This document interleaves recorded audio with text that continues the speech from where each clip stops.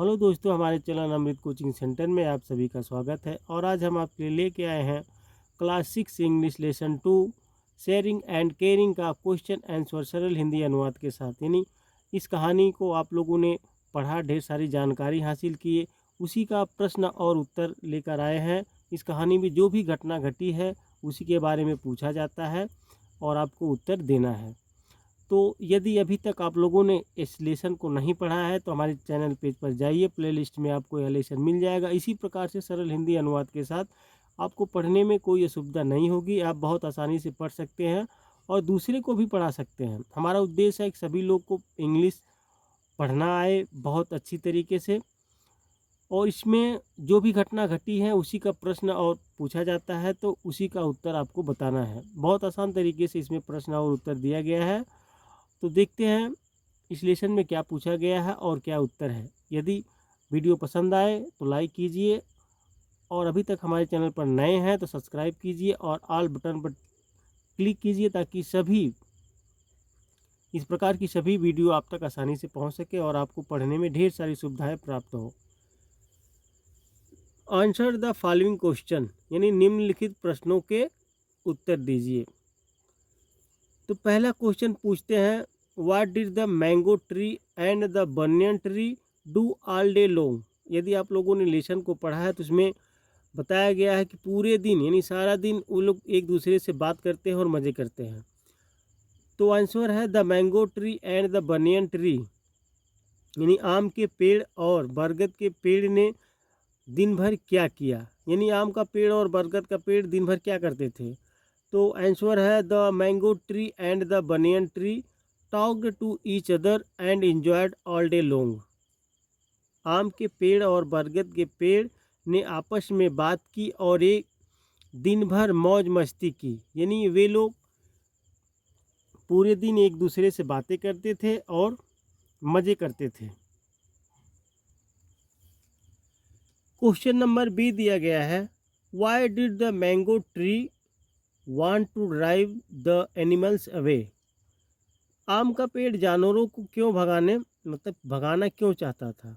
जो आम का पेड़, क्योंकि आम का पेड़ जो था वह नफरत करता था। तो आंसर है the mango tree wanted to drive away the animals because he hated them. आम का पेड़ जानवरों को भगाना चाहता था क्योंकि वह उनसे नफरत करता था। यानी आम का पेड़ जो था वह सभी जानवरों से नफरत करता था, इसीलिए सभी को दूर भगाना चाहता था। He said that the animals roared loudly and smelled bad.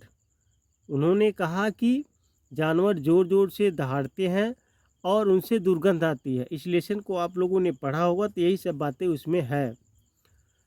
Question number सी दिया गया है, what advice did the banyan tree give to the mango tree. बरगद के पेड़ ने आम के पेड़ को क्या सलाह दी। तो वह बरगद का पेड़ आम को कहता है कि इतना अशिष्ट मत बनिए, हम पेड़ और जानवरों को एक दूसरे की ज़रूरत है। तो यहाँ पे आंसर दिया गया है, the banyan tree advice that mango tree shouldn't be that rude. बरगद के पेड़ ने सलाह दी कि आम के पेड़ को इतना कठोर नहीं होना चाहिए। यानी जो बरगद का पेड़ रहता है वह आम के पेड़ से बोला कि इतना अशिष्ट यानी इतना रूड मत बनिए। Because trees and animal must live in harmony and help each other. क्योंकि पेड़ों और जानवरों को सद्भाव में रहना चाहिए और एक दूसरे की मदद करनी चाहिए। तो यही बरगद का पेड़ आम के पेड़ को समझाता है कि देखिए, हमें मिलजुल कर रहना चाहिए और एक दूसरे की मदद करनी चाहिए। क्वेश्चन नंबर डी दिया गया है, what happened when the banyan tree cried loudly. आप लोग कहानी पढ़े होंगे तो उसमें मालूम है कि जब आम का पेड़ यानी जो लकड़हारे आते हैं तो आम का पेड़ को देखकर वह बहुत खुश होते हैं और जैसे ही काटने लगते हैं तो वह चिल्लाता है, आम का पेड़ चिल्लाता है। तो क्या हुआ, जब बरगद का पेड़ जोर से रोया तो सभी जानवर उसकी आवाज़ सुनते हैं और उसी की तरफ आते हैं। तो आंसर दिया गया है, when the banyan tree cried loudly. जब बरगद का पेड़ जोर से चिल्लाया, his voice was heard by the wild animals and they rushed towards it. तो उसकी आवाज़ जंगली जानवरों ने सुना और वे उसकी ओर दौड़ पड़े। तो सभी जानवर उसकी तरफ आते हैं। तो क्वेश्चन नंबर ई है, what lesson do you learn from this story. इस कहानी से आप क्या सीख लेते हैं, यानी इस कहानी से आपको क्या सीख मिलती है या इस कहानी से आप क्या सीखते हैं। आंसर है, this story teaches us that we must not dislike others. यानी इस कहानी से हमें शिक्षा मिलती है कि हमें दूसरों को नापसंद नहीं करना चाहिए। Because we may need anyone in times of trouble. क्योंकि मुसीबत के समय हमें किसी की भी ज़रूरत पड़ सकती है। All the species of living beings are interdependent on each other and must live in harmony. जीवित प्राणियों की सभी प्रजातियां एक दूसरे पर निर्भर हैं और उन्हें सद्भाव में रहना चाहिए। यानी इससे हमको यह सीख मिलती है कि हमें कभी भी किसी को नापसंद नहीं करना चाहिए, चाहे वह छोटा हो या बड़ा हो, चाहे जैसा भी हो। क्योंकि जितने भी जीवित प्राणी हैं सबको एक दूसरे की ज़रूरत कभी भी पड़ सकती है, किसी को कभी भी किसी समय पड़ सकती है। तो इसलिए हमें सद्भाव से रहना चाहिए और मिलजुल कर रहना चाहिए, एक दूसरे की मदद करनी चाहिए। क्वेश्चन नंबर 2 दिया गया है, mark tick for the correct and cross for the incorrect statement. यहाँ पर दिया गया है, सही कथन के लिए सही का निशान और गलत के लिए गलत का निशान लगाना है आपको। इसमें जो भी घटनाएं घटित हैं उसी के बारे में पूछा जाता है और आपको सही पर सही का और गलत पर गलत का टिक लगाना है। तो पहला है, the banyan tree wanted to drive the animals away. तो गलत है, क्योंकि आम का पेड़ सभी जानवरों को भगाना चाहता था, यानी बरगद का पेड़ जानवरों को भगाना चाहता था। तो गलत है, क्योंकि सभी जानवरों को आम का पेड़ भगाना चाहता था, आम का पेड़ सभी जानवरों से नफरत करता था। क्वेश्चन नंबर बी है, there was a demon in the mango tree. आम के पेड़ में एक राक्षस था। ये भी गलत है, क्योंकि आम का पेड़ ही अपनी शाखाओं को जोर से हिलाता है, तो सभी जानवर डर जाते हैं। उसके नीचे जो सोए रहते हैं तो डर से वह सोचते हैं कि हाँ राक्षस है, वह भाग जाते हैं। क्वेश्चन नंबर सी है, two farmers came to the forest. दो किसान जंगल में आए। ये भी गलत है, क्योंकि दो लकड़हारे जंगल में आते हैं। क्वेश्चन नंबर डी दिया गया है, trees and animals need each other. तो यह सही है, पेड़ों और जानवरों को एक दूसरे की ज़रूरत होती है, तो यह सही है। फिर अगला क्वेश्चन नंबर फर्स्ट दिया गया है, choose the words from the box which mean the same one is done for you. यानी बॉक्स में दिए गए शब्दों को चुनिए जिनका अर्थ समान हो। एक आपके लिए हो गया है, यानी आपके लिए किया गया है। तो इस प्रश्न में कुछ वर्ड दिए गए हैं,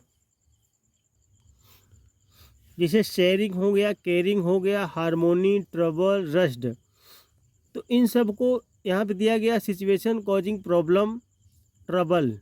तो यहाँ पे ट्रबल भरा गया है। तो इस प्रकार से living together in friendly manner, तो यहाँ पे क्या आएगा। फिर anything done in a Hari, rushed. तो शोविंग काइंडनेस टू अदर्स, तो केयरिंग। यहाँ पे इस प्रकार से दिया गया है। लेकिन अब यहाँ पे आते हैं, उत्तर के बारे में जानकारी हासिल करते हैं। तो पहला है सिचुएशन कॉजिंग प्रॉब्लम, यानी स्थिति समस्या पैदा कर रही है, तो क्या उसको बोलते हैं ट्रबल। यहाँ पे ट्रबल भराएगा। तो living together in a friendly manner, यानी मिलजुल कर मैत्रीपूर्ण ढंग से रहते हैं, तो उसको क्या कहते हैं, हार्मोनी, यानी जिसको सद्भाव भी कहते हैं, तो सद्भाव। एनीथिंग डन इन अ हरी, कोई भी काम जल्दबाजी में किया जाता है, तो रश्ड, यानी हरी मतलब जल्दी ये भी होता है। तो यहाँ पे रश्ड दिया गया है, क्योंकि इसमें पूछा ही गया है कि वह शब्द चुनिए जिसका अर्थ समान हो। तो यहाँ पे इन अ हरी जल्दी होता है, रश्ड भी जल्दी होता है। तो शोविंग काइंडनेस टू अदर, दूसरों के प्रति दया दिखाना, तो केयरिंग जैसे देखभाल करना, दया करना, तो यहाँ पे काइंडनेस भी है, दया और केयरिंग भी होता है। तो डिवाइडिंग समथिंग बिटवीन टू और मोर पीपल, दो या दो से अधिक लोगों के बीच कुछ बांटना, तो क्या है यहाँ पे दिया गया है शेयरिंग। तो सब समान, जैसे कॉजिंग प्रॉब्लम, यहाँ पे प्रॉब्लम है तो ट्रबल, समस्या जो होती है प्रॉब्लम बोलते कभी, और ट्रबल भी है।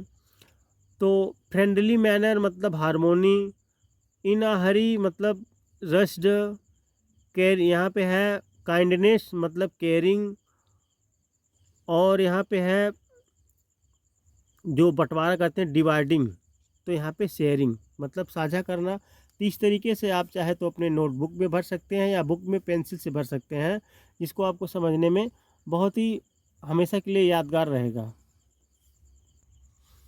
अब आगे दिया गया है लैंग्वेज प्रस्टिक।